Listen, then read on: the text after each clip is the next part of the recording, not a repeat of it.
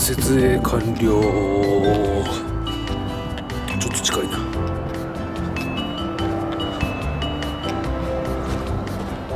よし。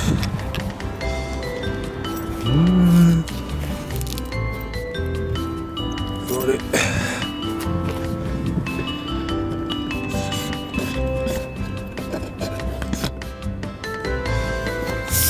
いしょ。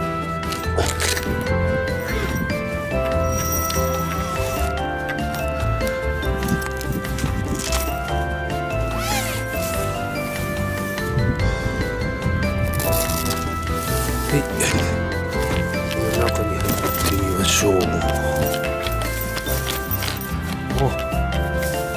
気持ち狭いな。よ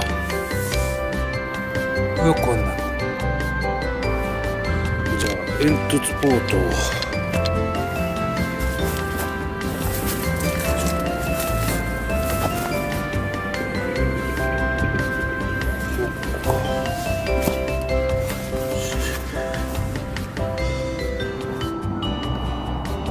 完成です。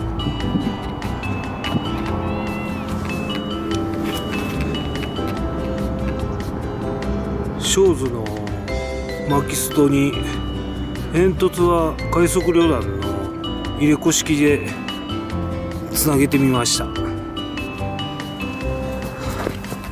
煙突ポートのアタッチメント、あれを忘れてきたもんね。こんな感じですけど、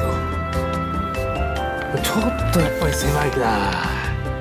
やっぱりノースイーグルのテントの方がいいっすね。それで煙突加工煙突穴加工してもらうと一番ベストですかね。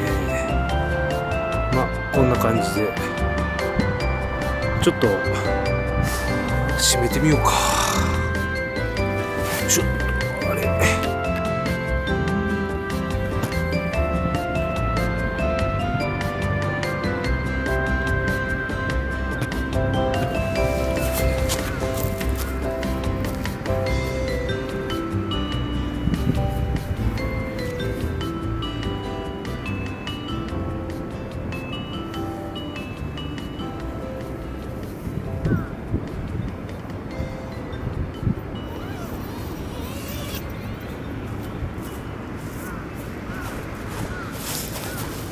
こんな感じっすね。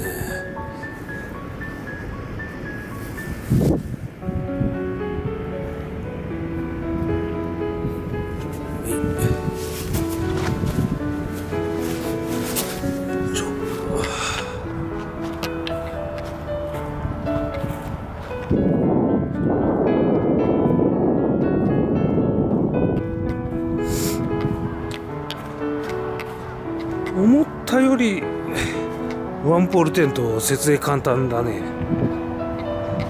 ただ何回もペグ調整しなあかんで、ただちょっとめんどくせえけどね。